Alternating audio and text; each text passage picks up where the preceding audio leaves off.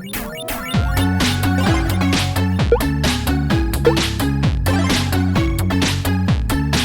everyone, welcome back to another BTLO Replay video. For this one, I'm going to be going through the retired Total Recall lab, which is a medium incident response lab. It's a Windows machine. We can see here that the tools, well, the tool that we're going to be using is Redline. And what we'll do before we jump into the lab is just we're going to take a look at the lab information, take a quick look at some of the questions just to give us an idea of what we'll be doing. And then we'll actually start investigating. So the scenario for this one, it says, unfortunately, an account executive was just let go from the company due to downsizing efforts. Before wiping his machine to be reissued in the future, a threat hunter wants to conduct memory analysis after other suspicious activity was observed coming from the user in question before his termination was confirmed. Hopefully there's nothing bad, but this could be an incident waiting to be discovered. See if you can find any malicious activity on their system. So we've got a few MITRE ATT&CK technique IDs here, and one thing that I like to do is sometimes they can kind of just give us information before we even start the lab. So what I'll do is we'll just take a quick look at them and see what they are. So this first one here is scheduled task or job, which can be used for execution, but it's typically used for persistence. So we'll keep that open. Let's see what the next one is. We'll just duplicate this tab. Okay, so 1136 is when it loads. It might just be easier just to change the URL here. Create account, cool, pretty standard. 1569 is going to be system services, and then we've got a sub technique here. I didn't think that was going to work. Let's just search for it. Registry run keys startup folder. So again, for persistence. So we'll keep those open just in case we come across anything and we want to just double check what we found. I've also got a Google tab open in case we need to search for anything. And then we can jump in. So we'll log into the lab. Let's see if there's any specific credentials. Nope, it's just the standard BTLO. So the questions. So let's have a look at what we've got here. So the first question is, the user tried to download an exe file to the system but cancelled it. What was the file name? IP and port of downloads. Scheduled tasks. So that's what we saw here. T1053. Scheduled tasks again. Users created. So that's where we've got this T1136 coming in. More stuff to do with services. Password resets on accounts. A specific mention here to another ID for persistence, and then another persistence through services. So this seems quite linear, so we're probably going to do these in order. It's worth mentioning that I haven't actually used, what is it called again, Redline before, so this is going to be a learning experience for me as well. Actually, I think I've used it. I think it's in one of our. It's in the Intro to Threat Hunting course where we do some stuff with like IOCs, but I haven't actually used Redline for a proper investigation before. I didn't even know you could do that. So it would be good to learn a new tool. And yeah, I don't think there's anything else we're going to do. I think we can actually start trying to answer some of these questions now. So we've got a README file here. Let's take a look at what it says. So to perform analysis on the retrieved memory dump, double-click the analyzeme.mans file in this folder. When Redline opens, you'll be given a screen of the heading Start Your Investigation. You can ignore the 3 options and begin investigating by double-clicking the items on the left-hand side menu under Analysis Data. We recommend starting with System Information. And we've got a user guide, which honestly I might need. So Analyze Me, let's double-click this to launch up Redline. And if that's the only tool in this lab, then obviously we're going to be answering everything from this single tool. So that's quite interesting that it can do all of this. And yeah, we'll just start with question 1 when Redline launches. So the user tried to download an exe file but cancelled it. So it wasn't actually downloaded and written to disk, so that's quite interesting. And they just want the file name. And then the IP and port used to download other files, so potentially these two are going to be going to be linked, and then yeah, it's just different things. So we'll focus on these two first. I'm not sure how long it's going to take for Redline to actually boot up.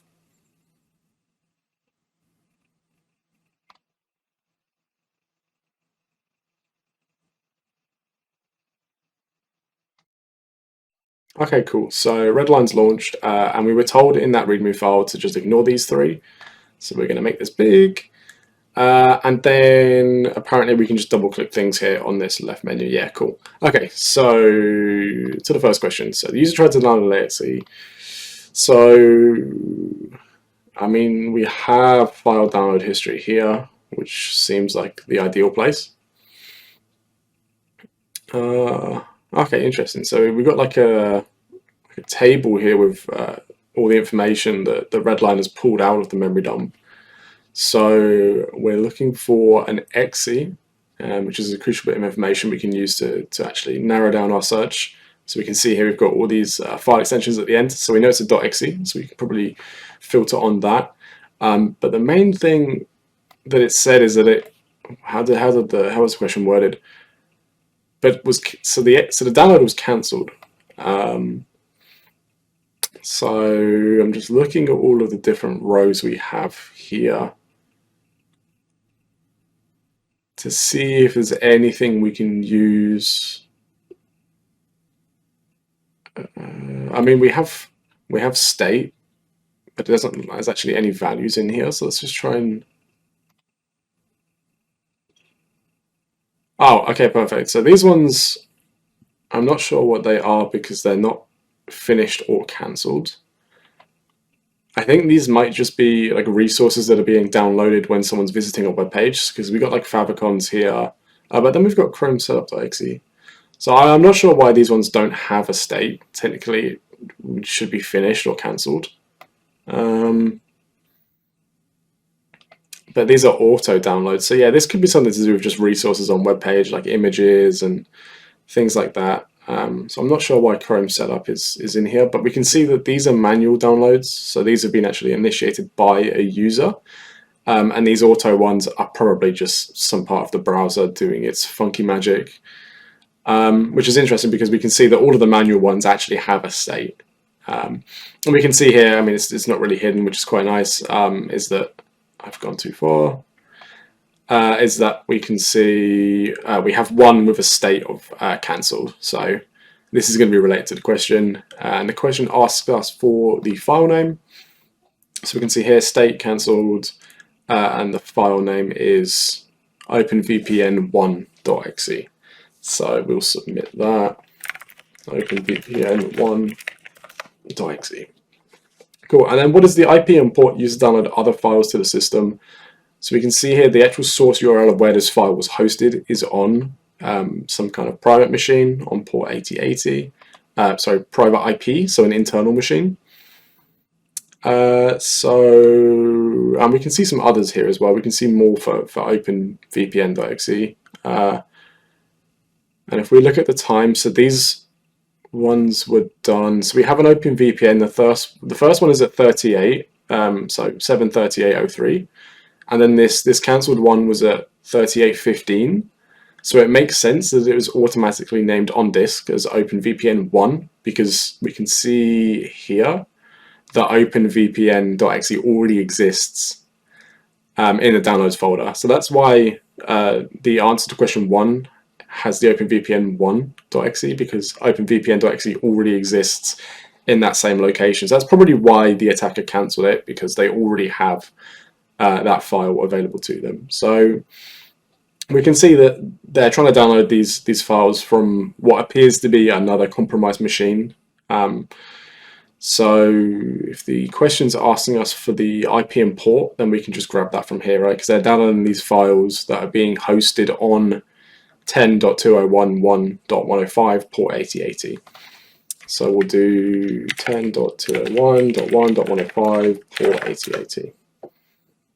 Okay, can you find two scheduled tasks created by the malicious insider? So scheduled tasks, let's see if we have anything here. We have tasks, which could be it. If I double click this. Okay, so it says that they're created by the malicious insider. So I guess one way we could filter this, because we can see in the bottom corner here there's 81 items. I don't want to go through 81 individually. I mean, we could do it based on created time, most recent to latest, because any ones that are associated with the OS should be the oldest. And I guess if we got like a user column, account name, oh no, creator, here we go. So we can do creator is hacker. What options have we got? Yeah, contains hacker, which is the malicious user account. And we've got two here. So what's the question asking us for? 2 scheduled tasks in alphabetical order. Cool. So we have the 2 here. So if we go this way, we can see the task names are here. So daily task and on idle task. So alphabetical order is going to be daily task first and then on idle task. And both of these were created by the hacker user account. What is the time creation for these scheduled tasks, right? So we're looking at the same information. It wants it in alphabetical order again, so we want to go over this one first. Can we get more information? Oh, perfect. So yeah, it's a daily task. Creation date is here. So we'll copy that. That's the first one, comma space, and then we want on idle task as well. So we'll grab this creation date. Okay, the task will grab the file from the attack's machine. What file is scheduled to run on the tasks include the full path to the file within the URL. Now I didn't actually see like a action column. So this is what the scheduled task will actually do when it's run. I wonder if we go back into it. Okay, details, duplicates, triggers, actions. The executable path, yeah, this is going to be, right, okay, so it's using PowerShell to do something, and then it's running this command in PowerShell, which is just going to download catchmeifyoucan.exe from this IP import. So it's asking us for, right, yeah, it's asking us for this part of it. Can I copy this? No. Okay, we're going to type it out by hand. Cool. So it's HTTP 10.201. Where is it? 10.201.1.105.480.80 / catchmeifyoucan.exe.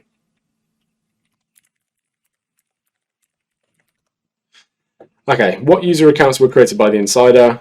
So we're moving away from this now, and then just to cover it for people that haven't really done much stuff around scheduled task persistence. So that's the action. So this is what will happen when this task is run. But the trigger actually determines when this runs. So it can run, every hour, every minute. We can see that this one is set to run on logon. So it just means whenever a user logs onto that system, it's gonna execute this command, which is downloading an exe. So, and is it actually running this? No, I think this is literally just downloading it, right? So basically, every time a user logs onto this compromised system, it's going to keep downloading this exe, which obviously doesn't really make sense if you think about it for persistence. So what the attacker would want to do is download this exe themselves, or they could even do it using this method, right? But every single time a user logs on, I don't want to keep downloading the same file. So what I want to do is download it once, put it somewhere, and then use a scheduled task to actually execute that file every time a user logs on.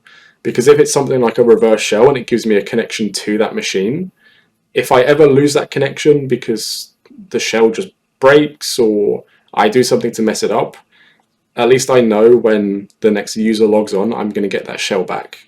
So just a little bit of information about using scheduled tasks for persistence. So in this case, they're kind of using it more for execution to actually get the system to download this file, but they're not actually executing that file, or at least from my understanding of what's happening here. Okay, so back to the question. What we're looking for now, we are looking for user accounts created on the system. Now, there's a number of ways I think we can do this, right? So obviously we can look at event logs and look for whatever the event ID is for local accounts being created. But I can see Redline has this tab for users here, so I think it's kind of saved us the trouble of having to try and find those logs. So we're looking for users created by the attacker. So, I mean, these last logons are in 1970, which is way before my time. But there's no column for created date. But I guess we can probably go off the SID. So we can see that hacker is 1000, and then it increments per new user. So we can see here we've got 101 Alice, 102 Smith, and these other accounts here are all kind of OS accounts. So the admin is just a built-in administrator account. The guest is the built-in guest account. We can see that by these descriptions. Anonymous logon, local service, and then the work group. So these are all just default Windows OS accounts.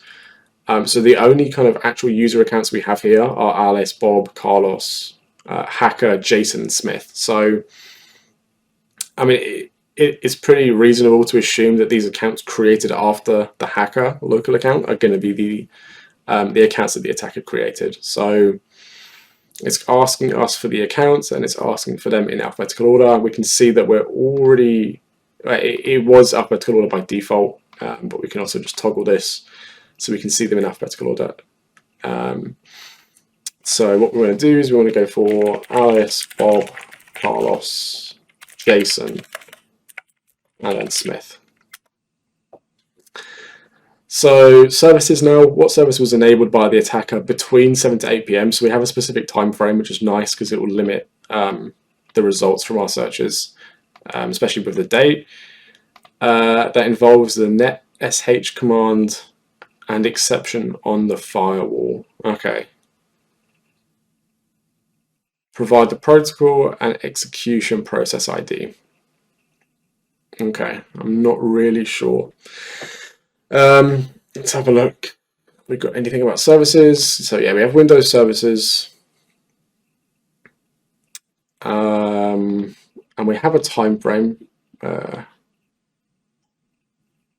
So this is when the service was enabled. Okay, so just trying to take a look at all the different columns we have to try and work out how we want to do this, and if we even want to do this on this page. So we've got all of these services. These services, yeah, cool. So these are services, and we can see some of these have these Microsoft. We can see they have like certificate signing, so we can probably remove anything that's actually from Microsoft, because obviously the attacker isn't going to have the Microsoft signing key to actually verify that these are legitimate. We have this, which is certificate subject again from Microsoft, so we can probably remove these because we've got 381 items. We definitely don't want to look through all of these ourselves, but I'm just thinking, I don't know if really this is going to be the best page for trying to find this, because the information given to us is very specific. So we have the time frame, and it also tells us that it involves the net sh command and that it's modifying the local Windows firewall. So potentially we might want to actually look at the event logs rather than this page, but we'll give it a go. But if we can't find it on here, I'm definitely gonna look in the event logs instead. So let's try, first of all, just trying to cut these results down. So I really doubt that the attacker, that their service is going to be signed by Microsoft. It's just not going to happen. So what's the value in here? So this is actually, the file is signed and the signature was verified. Microsoft Windows. So let's start off by removing anything that references Microsoft for the certificate, because it's probably not going to be, it's not going to have a certificate. So we will do does not start with Microsoft. So that cuts our results down to 16. So that's already so much better for us to look at. And this is all presumably Google stuff. So for now, I can always go back. I'm going to remove the Google stuff as well. Okay, maybe I can only have one filter at once, which is not ideal. But I'll remove the Google filter because the Microsoft one cuts out way more. So we have 16 results here. This should be a lot easier to look at. Cool, so let's take a look at what we have. So we have these Google Update ones, which we would have excluded, but I don't know if we can in Redline. We have MITRE, so I mean that's a pretty big giveaway. Obviously, anybody that has used Metasploit will know that MITRE is their shell. So this is obviously straight up malicious straight away. I don't know if this is related to this specific question. Seems a bit too obvious, but it's good that we've seen that. So MET SVC, so obviously MITRE service. So if we have a question that comes up about that, we know we can come back to this. I'm not going to do it now. I'd rather keep approaching these questions just in the intended order. But yeah, I really don't think there's nothing here that's standing out to me. We don't have a time frame column, which is also making me think that this isn't the place we need to look because we've been given a specific date and time. And I think obviously this is just a list of services. It's not actually telling us when these services have been started, when they were run. So I think we're going to have to go to the event logs. I can't see anything else on this analysis data menu that's going to help us, to be honest. So yeah, so let's go to the event logs. I don't know what this is going to look like. Is it just going to be a big table? Yeah, okay. So we're looking for some kind of event that tells us when a service was enabled. So we can probably just research the event ID for that. We have a time frame, and I can see here we have a generated column with timestamps, and this is going to be when the activity the event log is representing was generated, and I believe the written time is when the event log was actually written to disk. So what we can do is, because this is really narrowing down the events, it's literally a 1 hour time frame on one date, is we'll apply a filter for this first, and then we can see if we can cut down the results any further, because currently we have 4,000 items. So let's do this. So what was the date and time? So 7 to 8 p.m. on 03/03/21. So let's go back to 21. We want 03, which is March, and 03, which is Wednesday. Fortunately, we don't have the issue of UK American time zone. Not time zone, you know, like date format issues where you American guys like to put your month first for some crazy reason, because it's 03/03, so that's straightforward, 3rd of March. And it was between 7 to 8 p.m. So let's just go down to 7 p.m. And then we'll do the same for the end. So March the 3rd, and it was 8 p.m. I think. So 8 p.m. And then we'll add the filter. And this gets our results down to 0, which is not helpful. I've just realized that I've done this wrong. So when I was trying to be smart and be quick and go down to quickly get to 7 and 8 p.m, it's actually taking me back to Tuesday. So we'll go to the we go to the 3rd. So 7 o'clock on the 3rd of March, and we'll do the same here. So 3rd of March to 8, which is 20, and then we'll add this filter, and hopefully it'll work this time. Okay, so 518 results, still a lot. We need to find some ways to cut this down.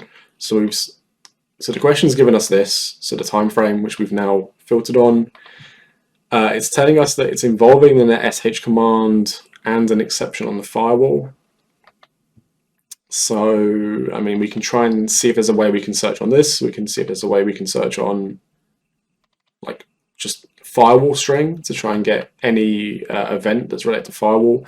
We could obviously go the route of doing some research to find specific event IDs related to enabling or running services. But what I think I'm going to do is take the broad approach first. So we know that the command has netsh in it, or is using netsh. We have this kind of string search box here, so I wonder if we just do netsh. I mean, this might bring back a lot of legitimate stuff as well. I think, I mean, yeah, 518. I don't know if that's actually done. Oh no, okay, so it's highlighted something here for us in green and orange.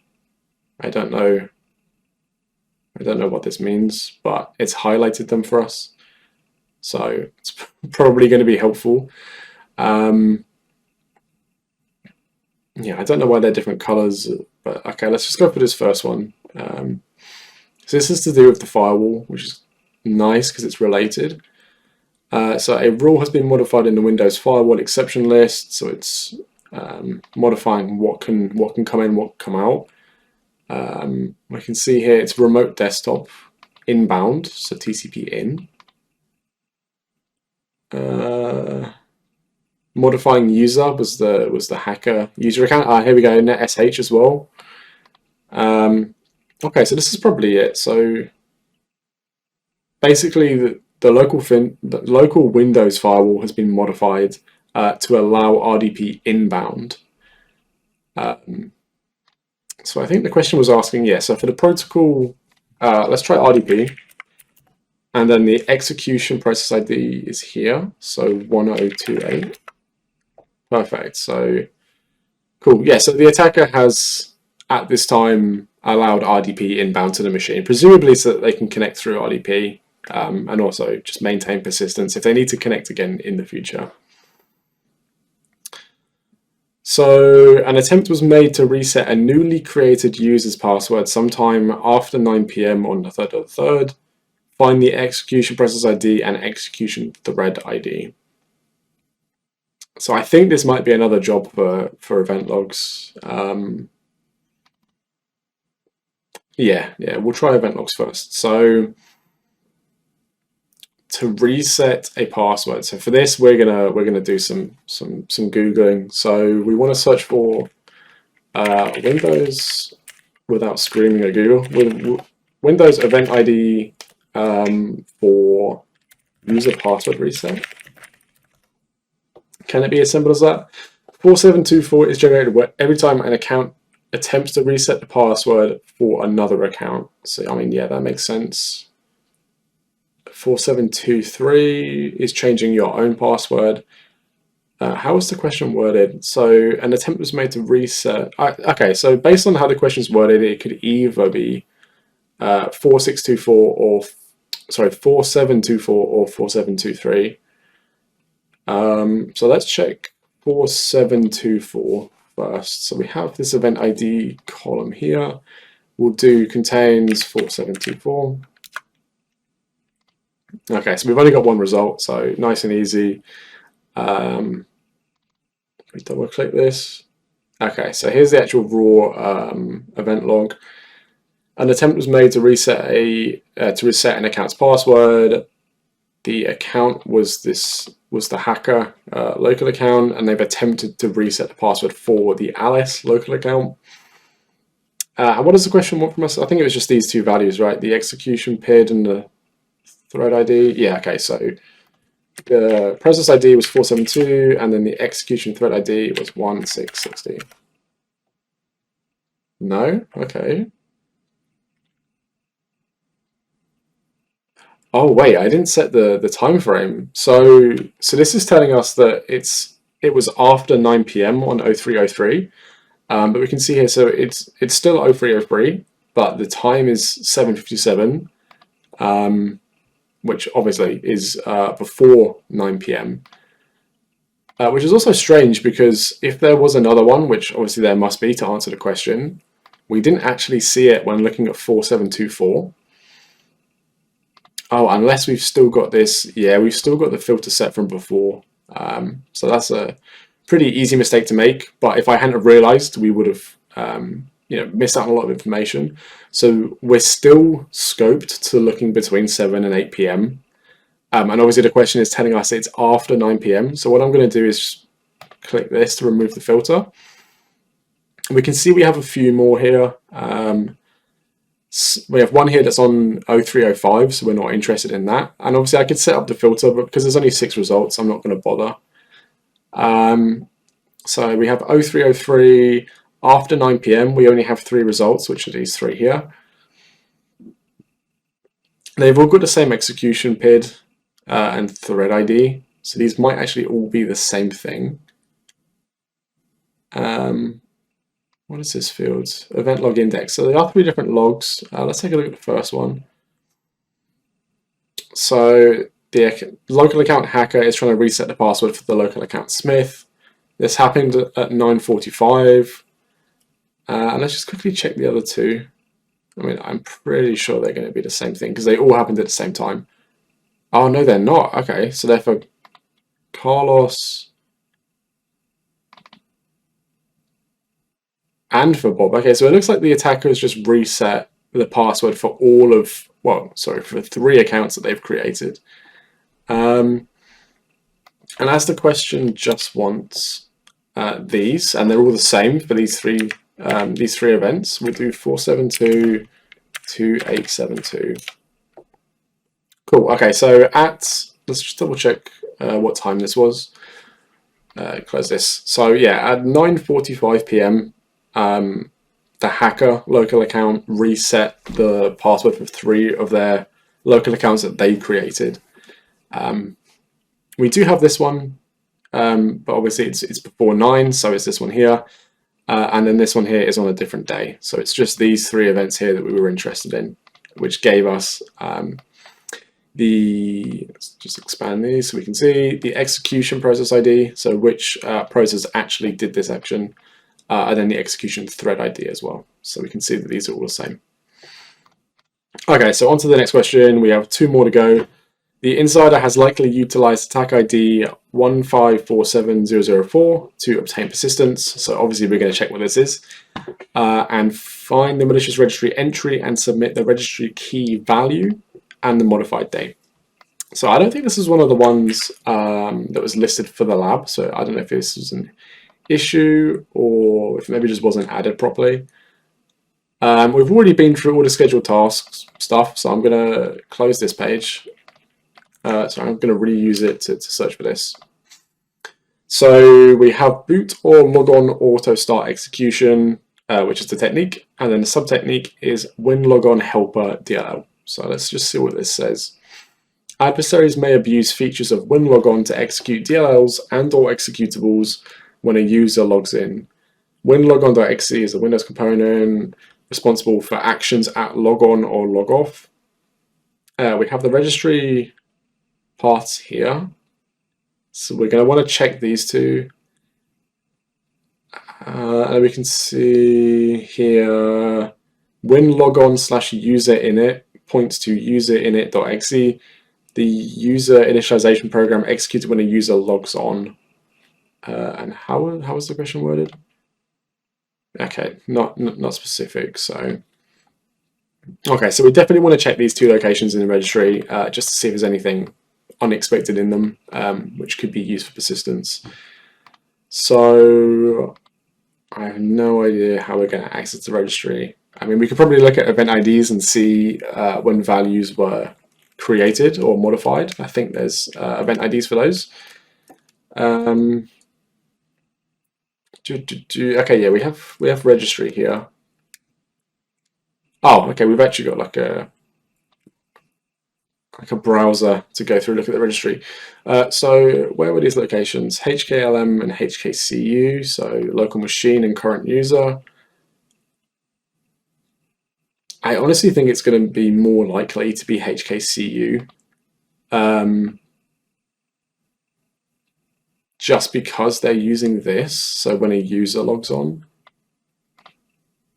Let's just see if we have any good examples here. So adds the registry key, win logon to establish persistence. So that's HKCU. And that's the same path, that's HKCU as well. So it's always good to take a look at like real world examples to see how it's actually being used, because it can just help us understand what we are looking for. So like we can see here, where was it? I just saw it. We can actually see like commands being used to actually add these registry, to modify the registry. So if there's a way, I guess maybe if this machine has something like PowerShell script block logging enabled, we could try and find, or maybe we can look at like event IDs and try and search for that as the command. But because we already have this kind of registry browser, what I think we'll do is we'll try and go to this location. So HKCU software Microsoft Windows. That's HKLM, so I'm going to untick that. I have no idea what it's going to do. Right, it's unloading it from this panel. Okay, so we can minimize that. We only want HK users. I've already forgotten what it was. Software Microsoft Windows NT. So we have software Microsoft Windows NT. Let's expand this. Current version. Let's expand this. And then we're looking for WinLogon. Do we need to click this? Oh, I think we need to like unselect everything we don't care about. So if I tick this maybe, and then I tick just this. Yeah, okay. So we have two results in here. Can I make this a bit smaller? Cool. I'm just going to check what it actually wants. So it wants the key value and the modified date. We can see we have the modified date column here. Let's expand this out. So we have WinLogon. What happens if I click this? Text values, no, okay, it's not super helpful. Let's try this one maybe. No, it looks like the same. It's just doing something with the recycle bin. Doesn't really seem malicious. Let's just double check I'm not missing something. So, okay, so we're definitely looking for this 157004, yeah, okay. So maybe it is this one, maybe it is in HKLM, because we can't see anything malicious in here. I mean, we only have two results and neither of these. And they were both modified in 2009, which is making me think they're not related to this incident. I mean, obviously, there are ways that the attacker could modify these timestamps to look like they're older, so that it kind of throws us off their trail. But before we go super heavy into that, it's worth us just checking the HKLM. So let's see what the path was for that one. I'm just going to highlight it so it's easier for me to see. So software Microsoft Windows NT. Okay, so the same kind of thing. So software is here, Microsoft is here. We're looking for Windows NT. That's Windows. We don't care about that. We want Windows NT, which is here. Current version. Where are we? Current version and then WinLogon. So WinLogon is all the way down here. Let's just toggle this and see what results we get.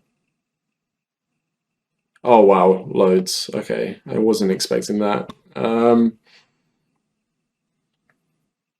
Okay. I thought there'd be a lot less than that, so that's fine.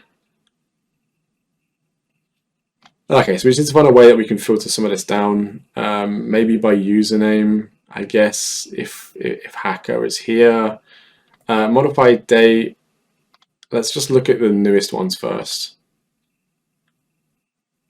So we still have quite a few that are on the days we know the incident took place. Let's have a look. So we did see, where was it? So we know that this here, so the WinLogon user init, will execute programs when a user logs on. So I think that's the most appropriate for persistence, at least in this situation. So maybe if we can look for user init, see if there's many results for this. 1. Okay. So winlogon/userinit, which is what we know we're looking for here from the MITRE ATT&CK page. Registry key value, userinit.exe, evil.exe. I mean, I don't know about you, but it doesn't seem like a legitimate file. Okay, so yeah, this looks like it, right? So it's using userinit.exe to run evil.exe when a user logs into the system. So pretty standard persistence technique. So the questions are asking us for the key value, which is this. So userinit.exe, evil.exe. And then it's asking us for the modified date, which we can grab from the top here. So we'll just copy this, paste it. Is it going to let me paste? Yep. Okay, so we've got one question left. Another common persistence method is using Windows services, identify any suspicious services. Now, if you remember earlier when we were actually looking at services, I think we were. Yeah, we were. We saw this interpreter service, right, which is not really hidden at all, especially given the fact that the service name is quite literally interpreter. So I mean, yeah, this is malicious, right? So let's have a look at how the question is worded. So it wants the file path and the port used. I actually can't see anything about a port here. So we have the binary that's being run, which is this. So we'll copy this because it's the first half of the question, and it's asking for the port, which I'm actually not sure about because we don't have anything in here. Because I would presume that when this executable is run, you know, inside this exe, it knows what port to use, which makes sense that the port isn't listed here because this is literally just the service saying that when I'm run, I'm gonna execute this file. So port, we have ports. Okay, yeah, so this is network connections. So we should see, here we go, so interpreter service.exe, we can confirm it's the same file, and it's listening on the local machine on port 31337 for incoming TCP connections. So all we need to do is go to the end here, and it was 31337. There we go. So we've just finished Total Recall, which is a medium incident response lab on Blue Team Labs Online. The only tool we had to use here was Redline, which was actually quite nice to use because I've never ever used it in this kind of capacity to actually do an investigation. And from what I understand, everything here is just powered off of one memory image. I might be wrong, but I mean, just to pull out all of this information and be able to go through it like this has actually been quite nice. And using the tables as well, it's just quite nice to actually filter things and sort them as well. So never used this tool before. Actually quite enjoyed it. It's a little bit slow. I don't know how much that is to do with the actual software versus our cloud machine. Obviously we're running 8 gig of RAM, so I kind of feel like maybe it'd be a bit quicker. But honestly, yeah, this is actually a really nice tool to use as an alternative to maybe things like volatility. Because yeah, just having it in a GUI has been so much nicer than having to actually like write commands and use plugins and look at output in a terminal. So yeah, I really enjoyed it. It was a nice lab. It's nice that all the questions were quite linear as well. I didn't really have to kind of like keep looking up and down for what question I want to answer. And yeah, it was a fun lab. So from what we understand, looking at the evidence we got by answering only these questions, is that we have a malicious insider, which is the local account hacker, and they've downloaded some files from another machine on the network. They've created multiple persistence mechanisms, so using scheduled tasks and Windows services, and also modifying the Windows registry using, what was it called again? Just make sure I get this right. So they were using logon auto start execution with winlogon user init. So every time the user logs on or off, when they log on, it's going to execute a malicious file. So yeah, it was a really good lab. Lots of different persistence techniques on a Windows machine. It was nice to have to actually like look and research attack IDs to make sure we're looking at the right thing. Yeah, pretty happy with that. I don't think we took too long, maybe like just under an hour. So for a medium lab, yeah, that kind of makes sense. And yeah, it was a good, enjoyable lab. So thank you to the author, and we'll see you guys in the next BTLO replay video. Thanks for watching.